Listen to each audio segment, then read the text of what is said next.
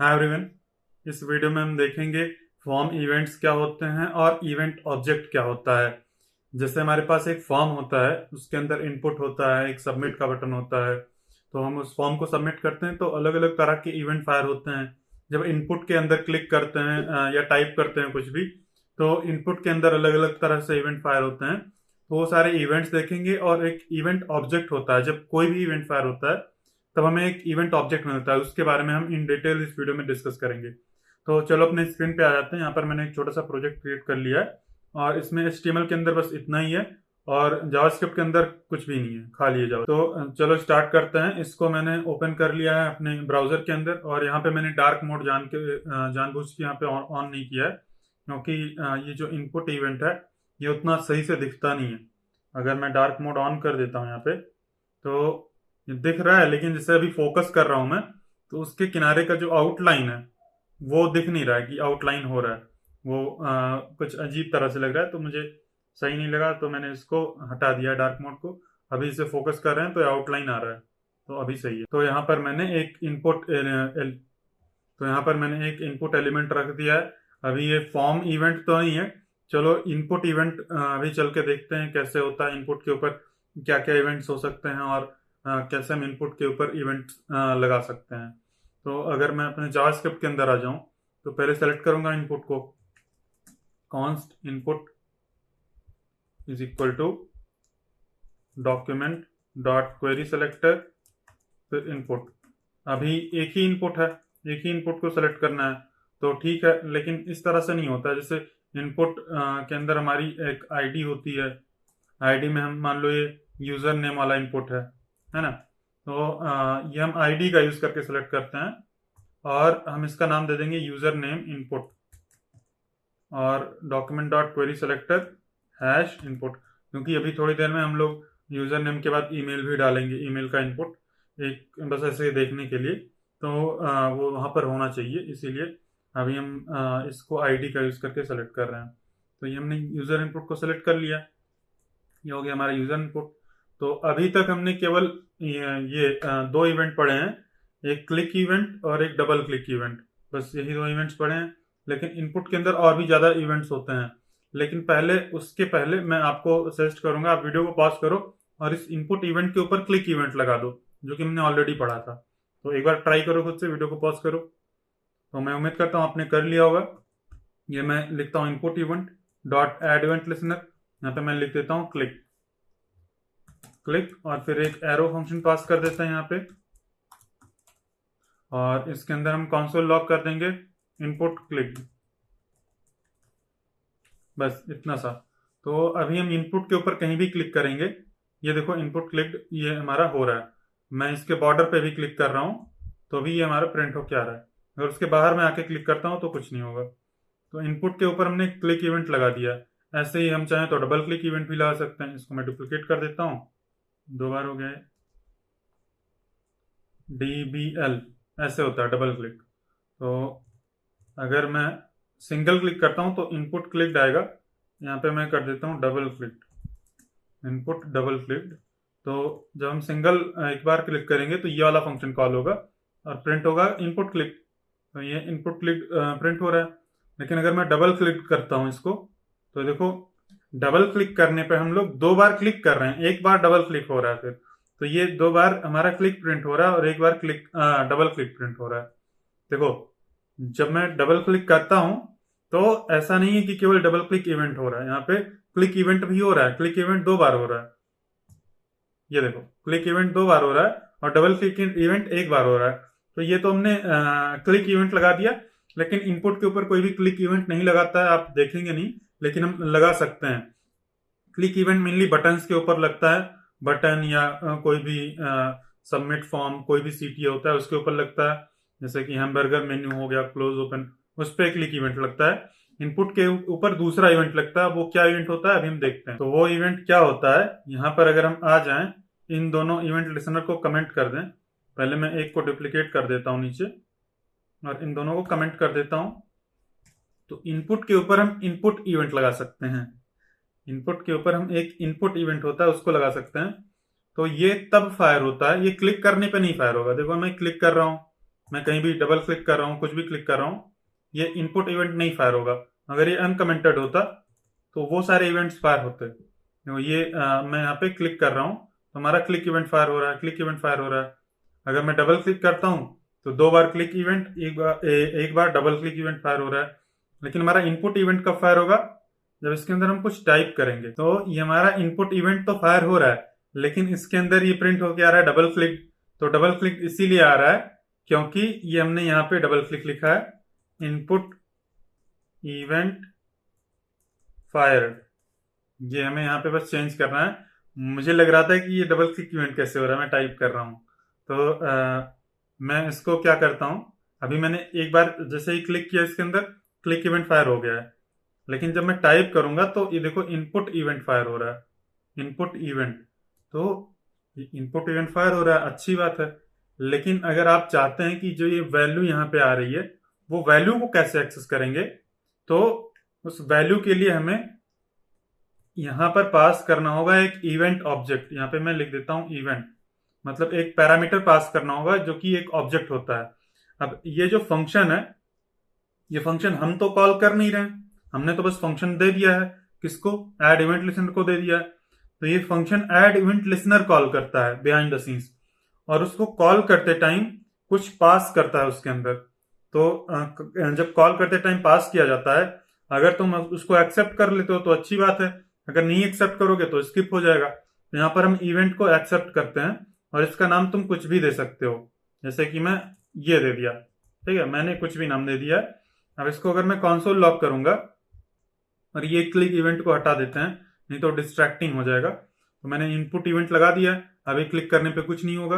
लेकिन जैसे ही मैं इनपुट करूंगा, ये देखो ऑब्जेक्ट इज नॉट डिफाइंड, ये ऐसा प्रिंट होकर आ रहा है क्योंकि मैंने इसके अंदर ये चीज नहीं लिखा। मैं ऑब्जेक्ट प्रिंट करवा रहा हूँ, ये मैं लिख देता हूं जो कि हमारा ये इनपुट इवेंट है।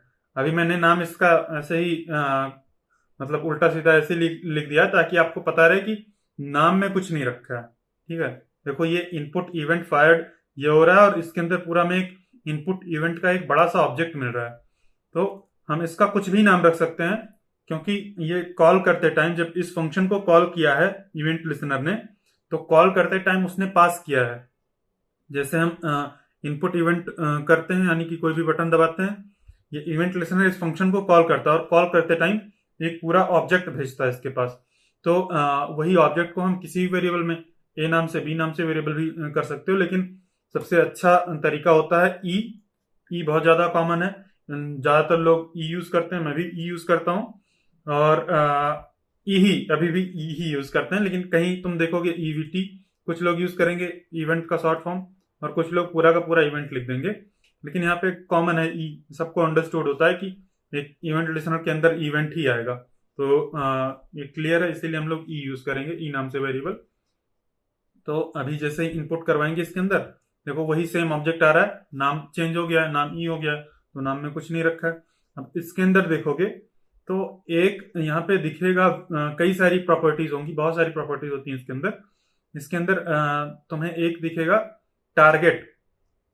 तो टारगेट वो होता है कि जिसके ऊपर इवेंट हुआ है। तो ये इवेंट किसके ऊपर हुआ है? ये इवेंट हुआ है इस इनपुट के ऊपर। तो देखो हमारा इनपुट एलिमेंट ये सेलेक्ट हो गया है यहाँ पे, मतलब इस टारगेट के अंदर हमारा ये इनपुट इवेंट रखा हुआ है। तो इस इवेंट को इस इनपुट के अंदर तुम्हें एक प्रॉपर्टी मिलेगी वैल्यू। कहाँ गई? यहाँ पे मिलेगा वैल्यू।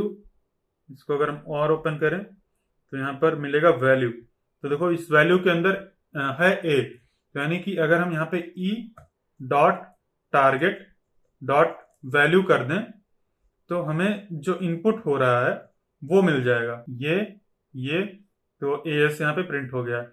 अभी ये इनपुट इवेंट फायर जो हो रहा है ना, इसको मैं रिमूव कर देता हूँ।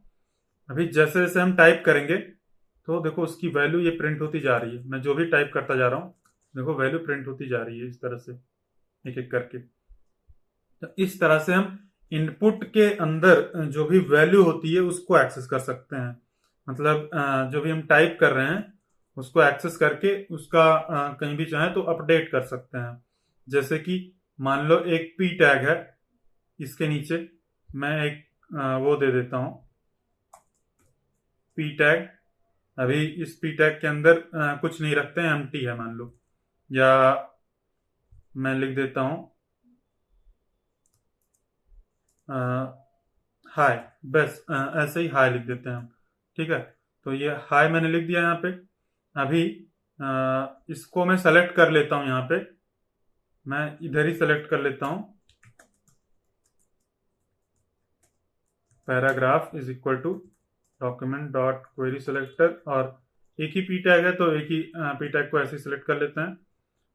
और फिर हम क्या कर सकते हैं, पैराग्राफ डॉट इनर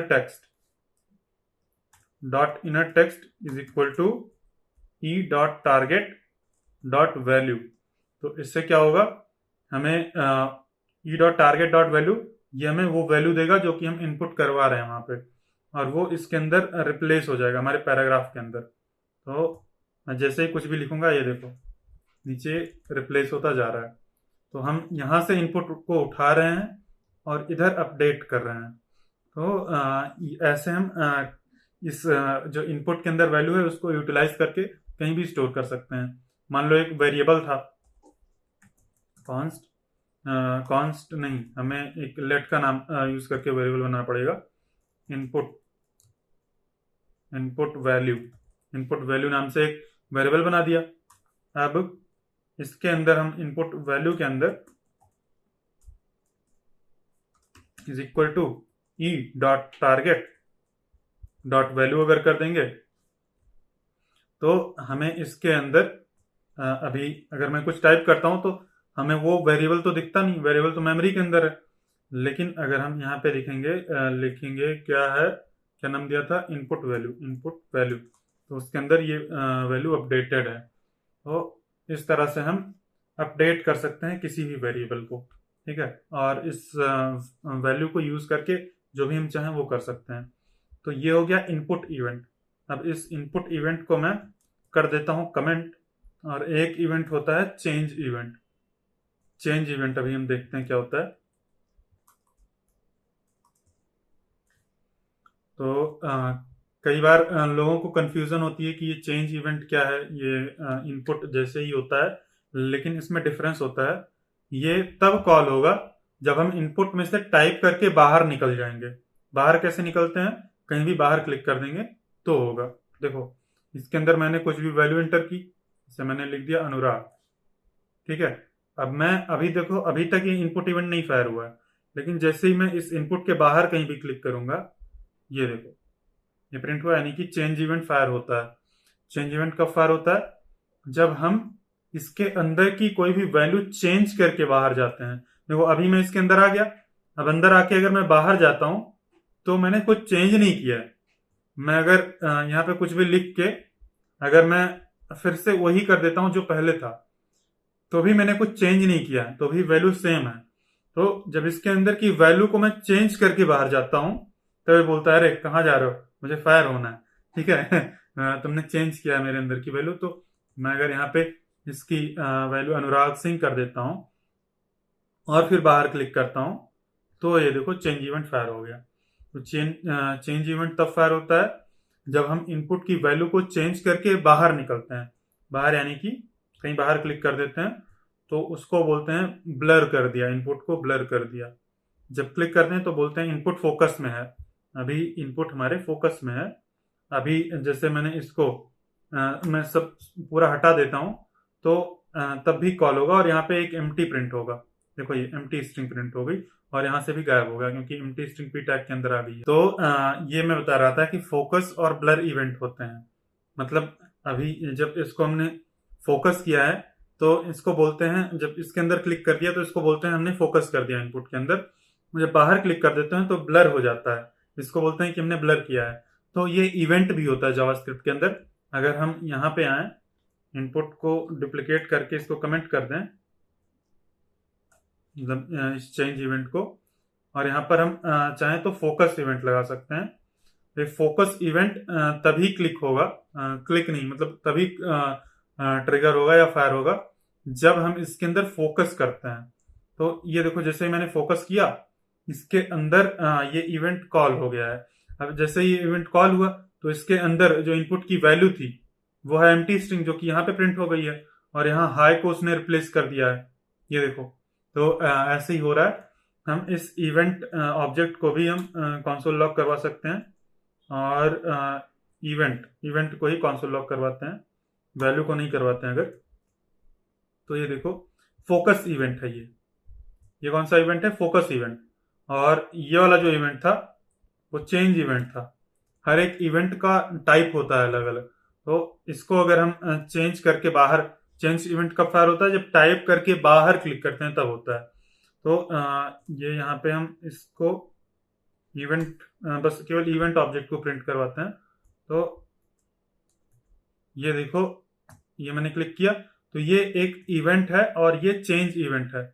यहाँ पर इवेंट चेंज यहाँ पे नहीं दिख रहा है मुझे, यहाँ पे टाइप में चेंज दिख रहा है। ये इवेंट टाइप में चेंज दिख रहा है मुझे, ठीक है। तो एक बार मैं फिर से अगर कॉल करूं और बाहर क्लिक करूं तो यहाँ पर ये जो टाइप के अंदर है वहां पे चेंज दिखा रहा है। अगर मैं इसको अनकमेंट कर दूं और इसको कमेंट कर दूं तो यहाँ पर हमें बाहर ही दिख जा रहा है फोकस इवेंट है ये, लेकिन यहाँ पे टाइप में भी दिख रहा है हमें फोकस इवेंट है। तो ये हो गया। और अगर मैं इस फोकस इवेंट को भी कमेंट कर दूं और इस इनपुट इवेंट को अगर अनकमेंट करूं और फिर इनपुट करवाऊं तो यहाँ पे भी हमें इवेंट ऑब्जेक्ट को प्रिंट करवाना पड़ेगा। और जैसे मैं इसको प्रिंट करवाऊंगा तो यहाँ पे लिख के आ रहा है इनपुट इवेंट है ये, और इधर टाइप में भी इनपुट इवेंट आ जाएगा, यानी कि इनपुट का टाइप है, इनपुट जो भी इवेंट है उसका टाइप है इनपुट। तो ऐसे हम जो भी अलग अलग इवेंट होता है उसका अलग अलग टाइप होता है। तो इस केस में हमारे पास जो इवेंट है वो फोकस इवेंट है। यहाँ पर अगर हम क्लिक करेंगे तो जैसे ही हम क्लिक करते हैं उस क्लिक करने को हम बोलते हैं फोकस। यानी कि अभी हम बाहर जब थे तो हम अगर कुछ भी टाइप करते हैं इनपुट के अंदर नहीं आएगा, लेकिन हम इसके अंदर जब क्लिक कर देंगे तो हम इस इनपुट के अंदर फोकस कर लिए हैं, और अगर कुछ भी टाइप करेंगे तो इसके अंदर होगा, इसके अंदर में टाइप होता हुआ दिखेगा। तो ये हो गया हमारा फोकस इवेंट। फोकस इवेंट तब फायर होता है जब हम इनपुट के अंदर फोकस करते हैं, और इसका उल्टा होता है ब्लर। मतलब जब हम इनपुट के बाहर, अगर मैं दोनों को रखूं यहाँ पे और मैं यहाँ पे लिख दूं ब्लर, तो ये ब्लर इवेंट तब होता है जब हम बाहर क्लिक करते हैं। तो जब अंदर क्लिक कर रहे हैं, इसके अंदर जब हम फोकस करने जा रहे हैं तो ये हो गया फोकस इवेंट। और अभी मैं बाहर क्लिक करता हूँ, बाहर कहीं भी क्लिक करूंगा तो ब्लर इवेंट होगा। और यहाँ पर अगर ओपन करोगे तो ये टाइप के अंदर ब्लर है, लेकिन यहाँ पर फोकस इवेंट ही है क्योंकि ये फोकस से ही रिलेटेड है, ठीक है। मुझे लगा था यहाँ पे कि ब्लर इवेंट आएगा, लेकिन ये फोकस इवेंट ही इधर आ रहा है, और यहाँ पे हमें एक्चुअल टाइप दिख रहा है। ये ब्लर टाइप है, और इसका टाइप अगर देखेंगे तो ये है एक सेकेंड, ये है टाइप फोकस। ये इसका टाइप फोकस है फर्स्ट वाले का, और इसका टाइप ब्लर है। तो एक्चुअल में जो भी फोकस इवेंट है या कोई भी इवेंट है उसकी जो टाइप है वो यहाँ पे पता चलेगी, लेकिन यहाँ पे जो नाम है वो एज अ होल रिप्रेजेंट करता है। ये जो ब्लर इवेंट है वो भी फोकस से ही रिलेटेड है। एक्चुअल में ये होता है कॉन्सेप्ट प्रोटोटाइप का। ठीक है, अगर नीचे आओगे तो यहाँ पे दिखेगा तुम्हें प्रोटोटाइप, इधर से ही इसका नाम उठा के इधर जाता है। तो ये जब हम प्रोटोटाइप पढ़ेंगे तो हमें ये अच्छे से समझ में आ जाएगा कि ये ऑब्जेक्ट के अंदर ही ऑटोमेटिक नाम, ऑब्जेक्ट के बाहर ये नाम ऐसा किस लिए आ जाता है। तो ये सब हम आगे आने वाली वीडियोस में देखेंगे। तो हमने देख लिया इनपुट पे अलग अलग तरह से 4 इवेंट्स हमने नए देखे। एक इनपुट इवेंट देखा, एक चेंज इवेंट देखा, एक फोकस इवेंट देखा, और एक ब्लर इवेंट देखा। फोकस इवेंट तब होता है जब हम उसके अंदर फोकस करते हैं, और हम चाहें तो इवेंट डॉट टाइप अगर कर देंगे टाइप, तो हमें पूरा का पूरा ऑब्जेक्ट नहीं दिखेगा, हमें बस उसकी टाइप दिखेगी। तो ये मैंने फोकस किया तो फोकस यहाँ पे प्रिंट हो गया, हमने बस टाइप ही प्रिंट करवाया, ठीक है। और बाहर क्लिक किया तो ये ब्लर इवेंट हो गया। तो ये हो गया फोकस और ब्लर इवेंट। अब इसकी जरूरत पड़ती है हमें जब हम एक प्रोजेक्ट बनाते हैं तो कई बार हम जैसे ही टाइप हो रही है, हम बिहाइंड द सीन्स अपने एक वेरिएबल को अपडेट करते रहते हैं। और जैसे ही वो बाहर क्लिक करे, अगर हमारा इनपुट वैलिड है, मान लो वैलिड ईमेल इंटर किया उसने, तो हम उसको एरर दिखा देंगे। अगर उसने इनवैलिड एंटर किया, अगर करेक्ट है तो कुछ नहीं दिखाएंगे हम। तो इसका यूज होता है, और हम प्रोजेक्ट्स बनाएंगे तो इसका यूज देखेंगे अलग अलग जगह पे कैसे यूज करते हैं। अब फिर फॉर्म एलिमेंट, ये एक इनपुट एलिमेंट हो गया। अब इसके साथ ही एक बटन इवेंट होता है, बटन इवेंट मैंने बोला या एलिमेंट बोला, एलिमेंट बोला शायद। तो ये हो गया एक इनपुट एलिमेंट। ये क्या है, एक फॉर्म का एक कंपोनेंट है, मतलब फॉर्म का एक हिस्सा है। एक फॉर्म के अंदर इनपुट एलिमेंट होता है, लेकिन हमने इसको फॉर्म के अंदर नहीं रखा, हमने बस एक ऐसे ही इनपुट हवा में बाहर फेंक दिया है। तो एक बाहर ही बटन फेंक देते हैं, बटन, और इसका नाम दे देते हैं सबमिट। नाम दे देते हैं सबमिट, या फिर सबमिट नहीं, मान लो क्लिक मी कर देता हूं। तो ये बटन हो गया। अब बाय डिफॉल्ट बटन को क्लिक करने से कुछ नहीं होता है। देखो ये इनपुट के अंदर हमारा कुछ भी है, मतलब एम्प्टी है इनपुट के अंदर, लेकिन मैंने इस बटन को क्लिक किया है तो देखो बटन को क्लिक करने से कुछ नहीं हो रहा है। लेकिन अगर इन दोनों को मैं एक फॉर्म के अंदर डाल दूं, मैं एक फॉर्म करता हूं क्रिएट,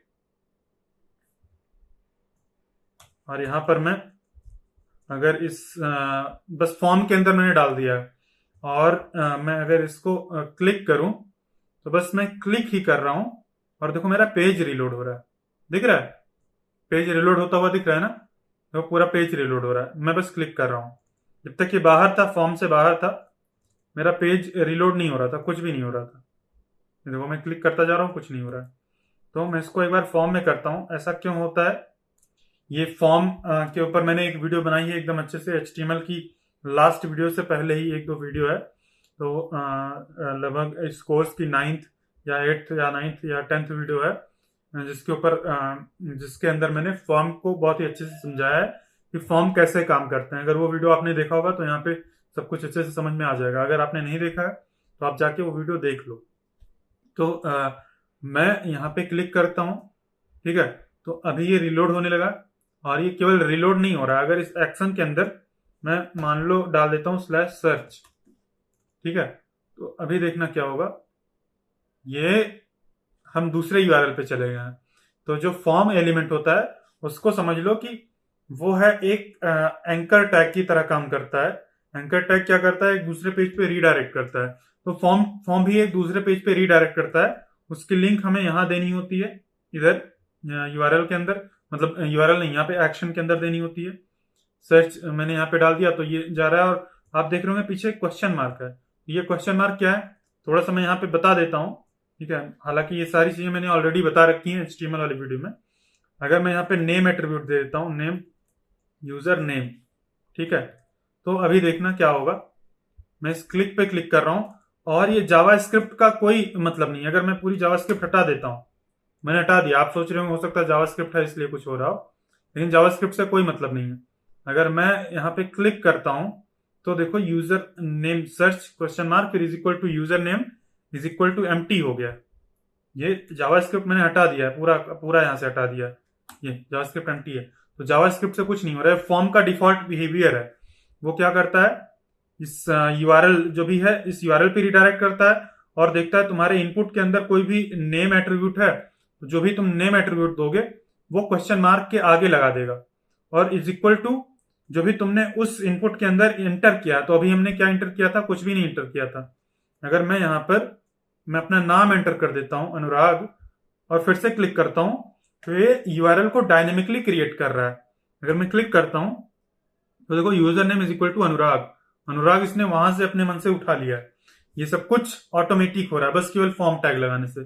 तो इतना चीज हो रहा है। अगर यहाँ पे एक और वो होता इनपुट, आईडी से तो कोई मतलब नहीं है, आईडी दो चाहे ना दो, मैं आईडी दे देता हूं, मान लो मोबाइल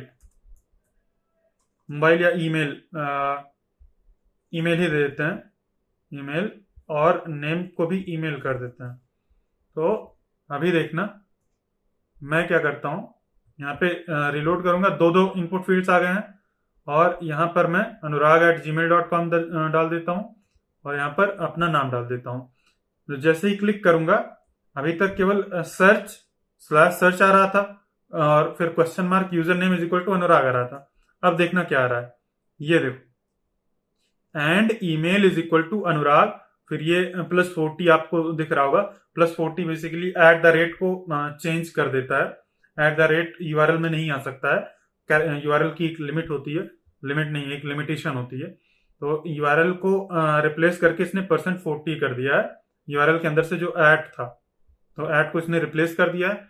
और जब इसको अगर हम डिकोड करेंगे तो ये ऑटोमेटिक बन जाएगा ये। तो को 40 इसने कर दिया और उसने रीडायरेक्ट कर दिया। अगर मैं यहाँ पर नहीं देता हूं, बस केवल अनुराग मैं ऐसे कर देता हूं, अनुराग@gmail.com, और फिर एंटर करता हूं, तो ये देखो यूजर नेम आ गया है और एंड करके आ गया है email = इतना। इसको मैंने इन डिटेल एकदम अच्छे से बताया है फॉर्म वाली वीडियो में, आप जाके उस वीडियो को देख लेना। तो यहां पर मैं क्या बताना चाह रहा हूं कि अगर हमारे पास एक फॉर्म एलिमेंट है जिसके अंदर एक बटन है, तो हम जैसे ही क्लिक करेंगे उस बटन को, अब ये बटन की टाइप वाइप कुछ हो चाहे ना हो, बाय डिफॉल्ट वो बटन का टाइप होता है सबमिट। बाय डिफॉल्ट वो फॉर्म को सबमिट करता है। तो सबमिट कैसे करता है हमारा HTML? उसको यूआरएल को एक डायनेमिक यूआरएल क्रिएट करता है, एक्शन को मिला के, नेम को मिला के और इनपुट जो भी यूजर ने किया उसको मिला के एक डायनेमिक यूआरएल क्रिएट करता है और उस पर रीडायरेक्ट कर देता है। तो मैं इसको बैक करता हूं अभी। और जावा स्क्रिप्ट के अंदर अगर हम देखेंगे तो ये एक सबमिट इवेंट फायर करता है। जब हम फॉर्म को क्लिक करते हैं ना, तो एक सबमिट इवेंट फायर होता है उस फॉर्म के ऊपर, इस बटन के ऊपर सबमिट नहीं। हम बटन को थोड़ी सबमिट कर सकते हैं, हम सबमिट कर सकते हैं फॉर्म को, है ना। आप लॉजिकली सोचो, एक बटन को नहीं सबमिट कर सकते हैं, हम फॉर्म को सबमिट कर सकते हैं। यानी कि अगर हम फॉर्म को, अगर यहाँ पे मैं Ctrl+Z कर देता हूं सारी चीजें, ये मैं इनपुट को हटा देता हूं सारा, यहाँ पे मैं सेलेक्ट करता हूं const form = document.querySelector form, मैंने ये कर दिया। तो अभी हमारे फॉर्म वेरिएबल के अंदर हमारा पूरा फॉर्म आ गया, ये पूरा का पूरा फॉर्म जिसके अंदर 2 इनपुट है, एक बटन है। ठीक है, अब मैं क्या करता हूं, इस फॉर्म के ऊपर एक इवेंट लगाता हूं, एक इवेंट में लगाऊंगा form.add event listener। आप क्लिक इवेंट भी लगा सकते हो, सारे इवेंट्स लगा सकते हो जो कि वैलिड है, यहाँ पे लगा सकते हो। मैं एक बार क्लिक इवेंट भी लगा के दिखा देता हूं।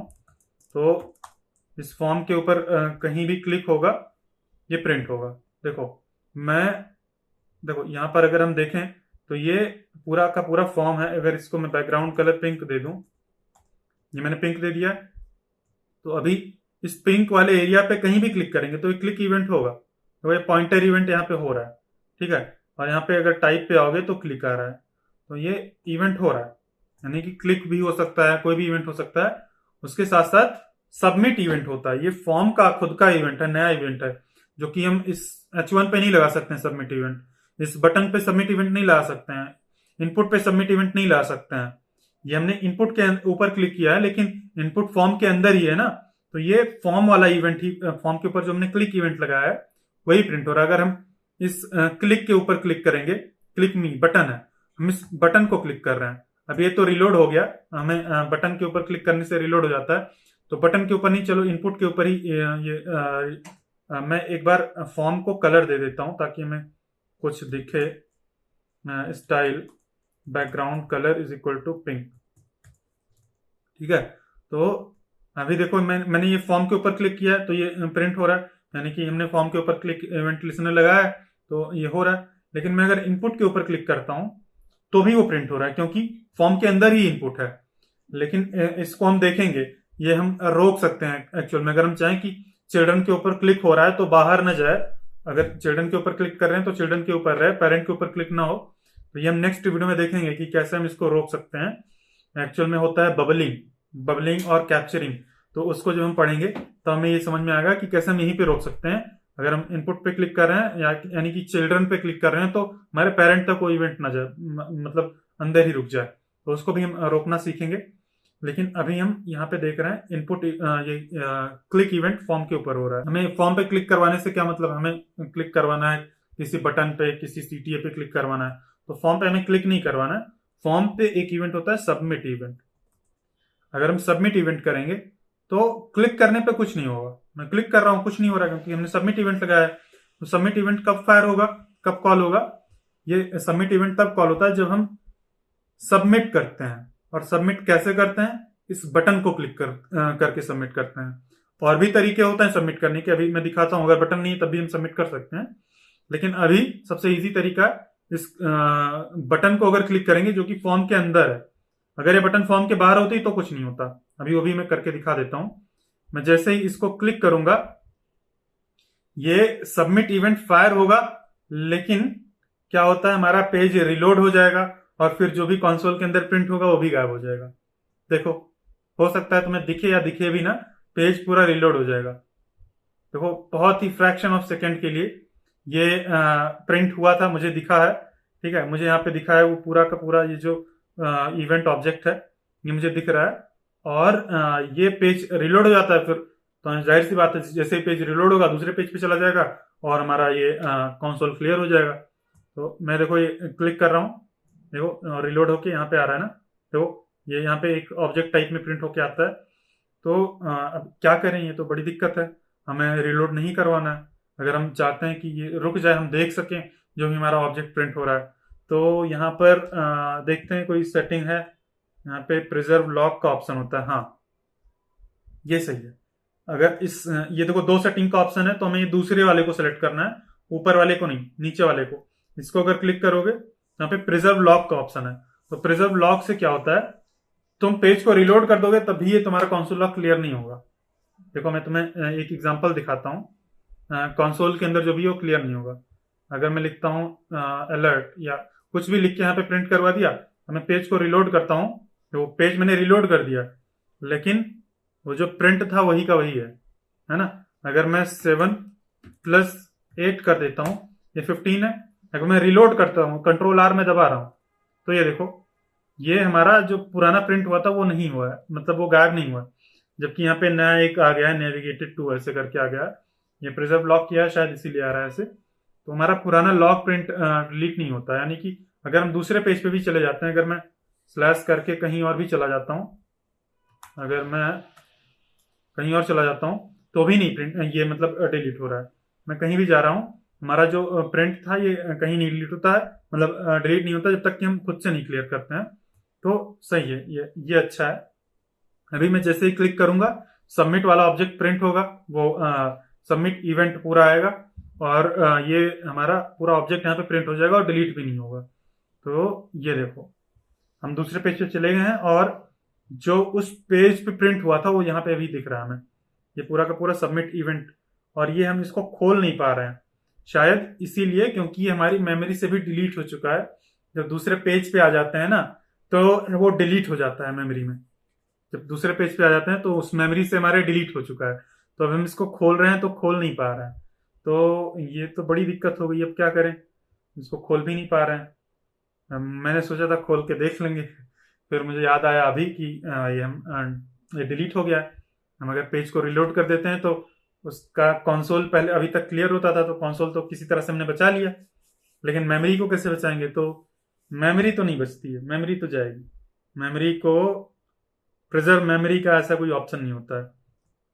तो फिर यहाँ पे एक तीसरा तरीका ही है, मैं यहाँ पे बताता हूँ। देखो ये प्रिजर्व लॉक को हम ऑफ ही कर देते हैं, हमारे काम का तो नहीं है।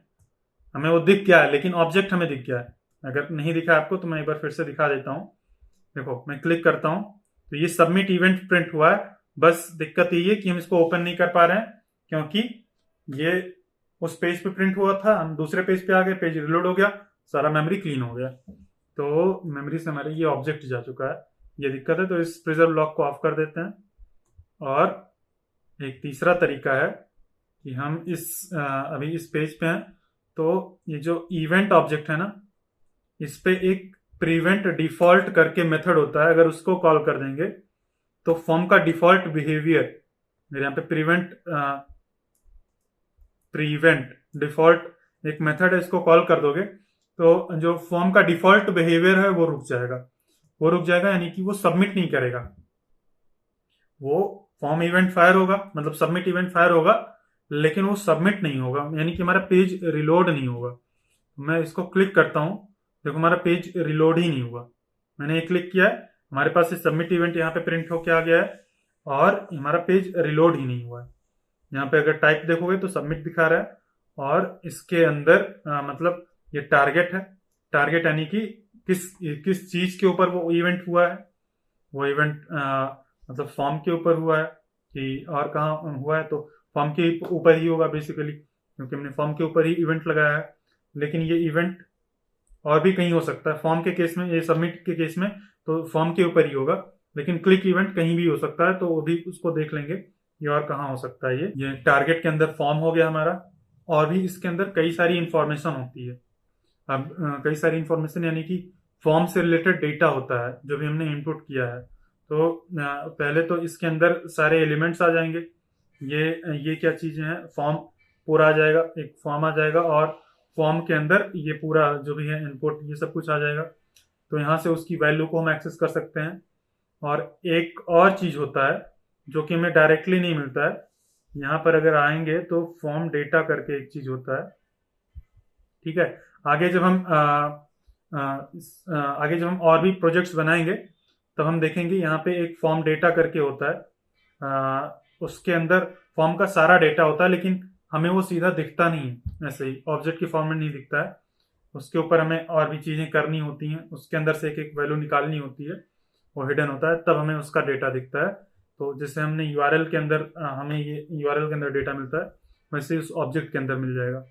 तो यहाँ पर मैं देखता हूँ, एक बार मैं ट्राई करता हूँ कहाँ पे है, मैं भूल गया उसका नाम, कौन सा नाम था। तो इसमें तुझसे तो कोई वो नाम नहीं है, मुझे इतना याद है। लेकिन अगर कंस्ट्रक्टर सबमिट इवेंट, तो मैं यहाँ पे इवेंट डॉट फॉर्म डेटा मैं अगर करूँ console dot log form data, capital होता है शायद,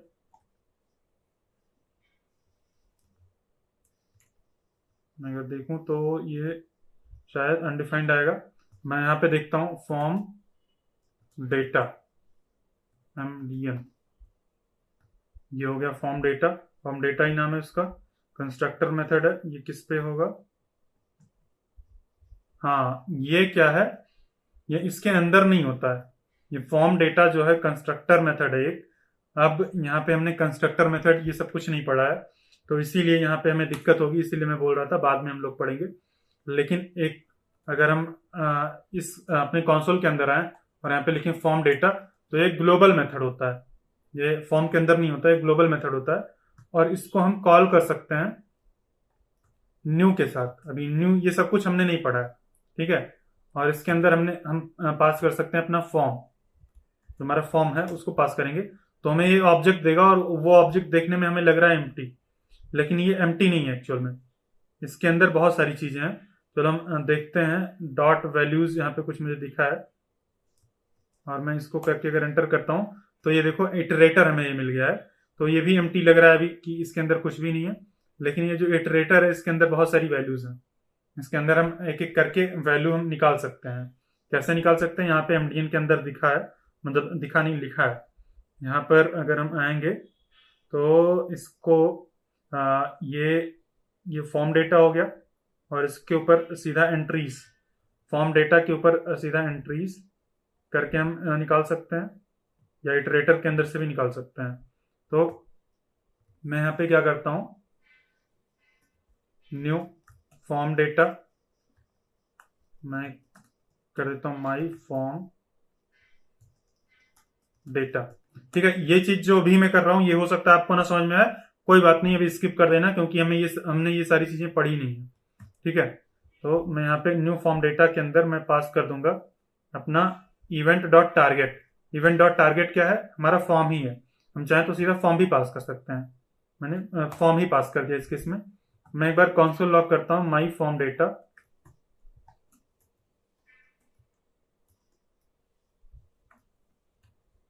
तो मैं इसके अंदर थोड़ा सा इनपुट करवाऊंगा कुछ, और मैं इसको क्लिक करता हूं तो ये हमारा फॉर्म डेटा ऑब्जेक्ट हो गया है।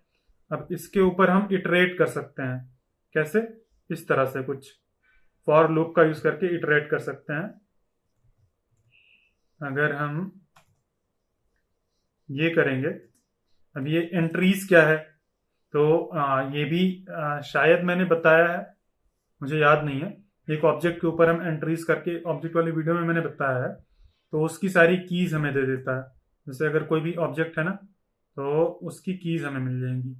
तो अगर मैं इसको कंसोल लॉग करूं एक बार,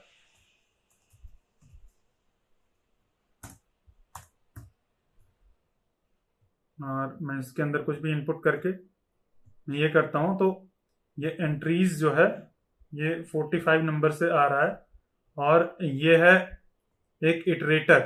ठीक है, और इसके ऊपर अगर हम लूप करेंगे एक एक एलिमेंट्स के ऊपर, तो अगर हम पी को कंसोल लॉक करें यहाँ पे, पी को, ठीक है, मैं इसको रिमूव कर देता हूँ इन सबको, और फिर से मैं सबमिट करता हूँ। तो ये देखो हमें मिल गई हैं ये यूजर नेम और अनुराग, यानी कि यूजर नेम है अनुराग, ठीक है, और ईमेल है anurag@gmail.com। तो ये जो हमें ये form my form data empty object की तरह लग रहा था ना, उसके अंदर ये सारी डिटेल्स हैं। उसके ऊपर जब हम इटरेट करते हैं, लूप का यूज करते हैं, तो हमें सारी वैल्यूज मिलती हैं। तो यहाँ से हम सारी वैल्यूज को लेके और फिर उसको एक ऑब्जेक्ट में स्टोर करवा के कहीं भी हम डेटाबेस में भेजना है एपीआई के थ्रू, वहां पे भेज सकते हैं, कुछ भी कर सकते हैं। तो इस तरह से हम वैल्यूज को एक्सट्रैक्ट करेंगे। लेकिन इस पे ज्यादा ध्यान मत देना, आपको हो सकता है कंफ्यूजिंग लगाओ, कोई बात नहीं। बस आप ये जान लो कि एक फॉर्म इवेंट होता है, और उसको हम इवेंट डॉट प्रिवेंट डिफॉल्ट करके, और एक एक वैल्यू को नॉर्मली क्या करते हैं, बहुत लोग ये नहीं यूज करते हैं, सबको ये कंफ्यूजिंग लगता है, लेकिन ये बहुत ही इजीएस्ट तरीका होता है, और यही सही तरीका होता है मेरे हिसाब से। बहुत ही आसानी से सारी वैल्यूज हमें मिल जाती हैं इकट्ठी। तो नॉर्मली क्या लोग करते हैं कि एक एक इनपुट इवेंट लेंगे, उसकी वैल्यू को स्टोर करेंगे एक जगह पे, फिर उसको यूज करेंगे। तो वैसा भी कर सकते हैं, कोई दिक्कत की बात नहीं है। लेकिन हमने यहाँ पे सबमिट इवेंट लगा दिया, और ये तभी फायर होगा जब ये हमारा सबमिट होगा। और अभी कॉन्सोल लॉग भी हटा दिया है, तो कॉन्सोल लॉग हम यहाँ पे एक कॉन्सोल लॉग कर देते हैं फॉर्म सबमिटेड। ये फॉर्म सबमिटेड। तो फॉर्म कैसे सबमिट होता है, जब क्लिक करते हैं एक बटन को जो कि उसके अंदर है, किसके अंदर है, फॉर्म के अंदर है। अगर ये बटन फॉर्म से बाहर हो जाती, मैं इस फॉर्म से बाहर कर देता हूँ, तो उसका कोई मतलब नहीं है, कितना भी क्लिक कर लो कभी भी सबमिट नहीं होगा। ठीक है, तो मैं इसको अंदर कर देता हूँ। और यहाँ पे अगर हम इसका टाइप, इसके ऊपर एक टाइप एट्रीब्यूट होता है, तो टाइप अगर बटन कर दोगे, तो टाइप बाय डिफॉल्ट क्या होता है, एक फॉर्म के अंदर जब बटन होती है तो उसका बाय डिफॉल्ट टाइप होता है सबमिट, तो इसीलिए सबमिट होता है। लेकिन अगर हम बटन कर देते हैं इसका टाइप, तो देखो सबमिट नहीं हो रहा है अभी, ये चीज सबमिट नहीं हो रही है। तो इसका अगर हम सबमिट कर देंगे टाइप, तो ये सबमिट होगा। अब ये सबमिट करने से, टाइप सबमिट करने से इसीलिए हो रहा है क्योंकि डिफॉल्ट भी ऐसे होता है। अगर हम इसको हटा देंगे, तो ये हटाना इज इक्वल टू दिस, ये type is equal to submit, तो ये कर सकते हैं। और एक टाइप और भी होता है, रीसेट होता है। तो यहाँ पर अगर रीसेट वाली टाइप कर देंगे, तो क्लिक करते ही सबमिट तो होगा नहीं, उल्टा ही क्लियर हो जाएगा, जो भी हमने यहाँ पे एंटर किया था सब कुछ इनपुट हमारा क्लियर हो जाएगा। तो ये हो गया टाइप रीसेट। तो इस तरह से सबमिट कर सकते हैं। मान लो हमारे पास बटन ही नहीं है, तो भी हम सबमिट कर सकते हैं।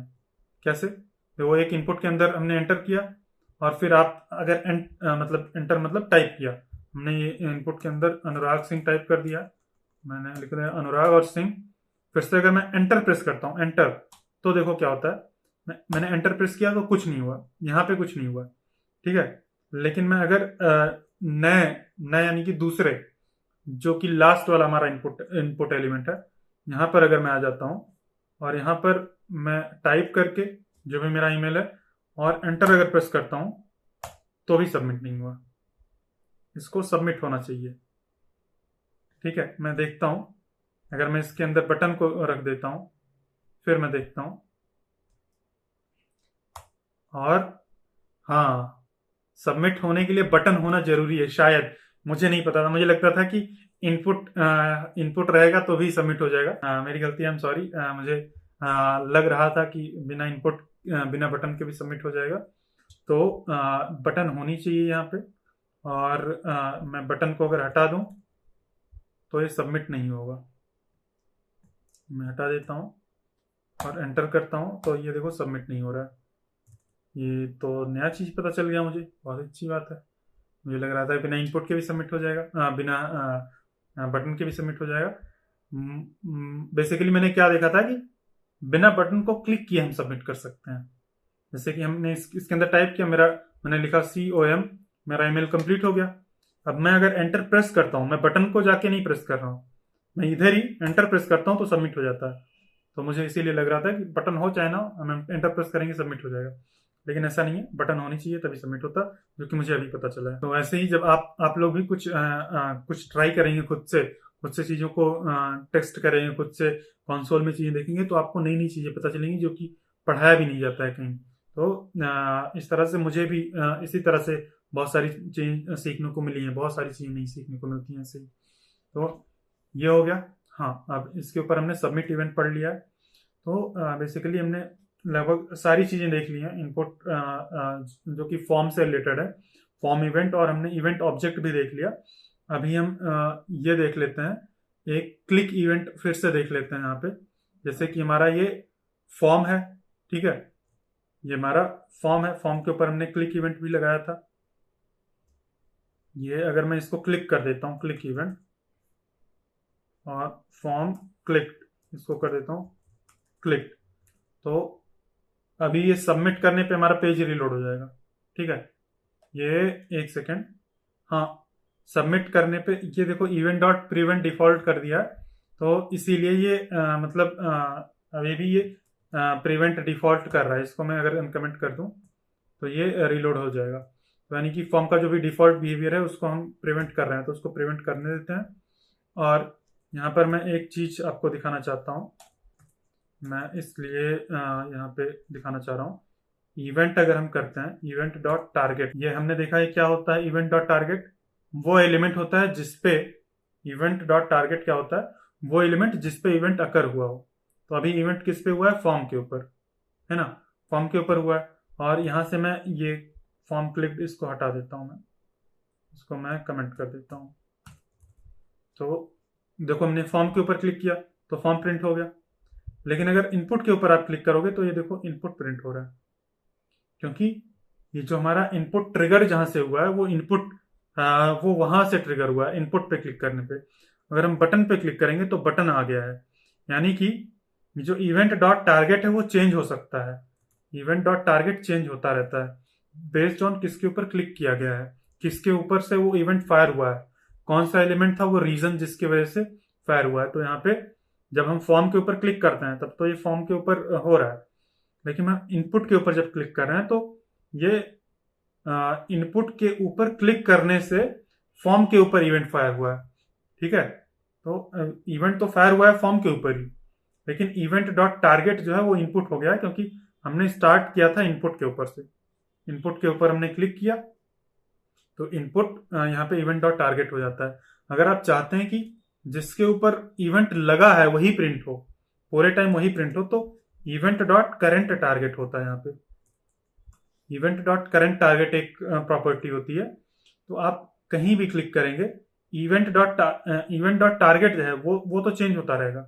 जैसे मैंने यहाँ पे किया तो ये इवेंट डॉट टारगेट हो गया, ये हो गया इवेंट डॉट करेंट टारगेट, ठीक है। लेकिन अगर मैं इस पे क्लिक करता हूं तो इवेंट डॉट टारगेट तो चेंज हो गया, लेकिन इवेंट डॉट करेंट टारगेट नहीं चेंज होता है। करंट टारगेट का मतलब होता है किसके ऊपर इवेंट लगा है, किसके ऊपर इवेंट फायर हुआ है, ठीक है। तो इवेंट हमारा फॉर्म के ऊपर लगा है और फॉर्म के ऊपर ही फायर हुआ है। और ये जो इवेंट डॉट टारगेट है वो बताता है कहां से इवेंट स्टार्ट हुआ है, कौन सा एलिमेंट रीजन था जहां से इवेंट स्टार्ट हुआ है। तो ये इनपुट इवेंट है, यहाँ पे इनपुट से स्टार्ट हुआ है, इस केस में बटन है, लेकिन ये हमारा करंट टारगेट नहीं चेंज होता है। तो ये आप ध्यान रखना, इसकी जरूरत पड़ेगी आपको कई बार। तो ये हो गया फॉर्म इवेंट, फॉर्म के ऊपर जो सारे इवेंट्स लगाते हैं, input event, submit event, on blur event और ऑन फोकस इवेंट। ये सारे इवेंट्स मैं उम्मीद करता हूँ आपको अच्छे से समझ में आ गया होंगे। और ये हमने देख लिया कि इवेंट डॉट टारगेट और इवेंट डॉट करंट टारगेट होता है। टारगेट जो इवेंट डॉट टारगेट होता है वो चेंज होता रहता है, करंट डॉट टारगेट वो जो इवेंट डॉट करंट टारगेट होता है वो नहीं चेंज होता है।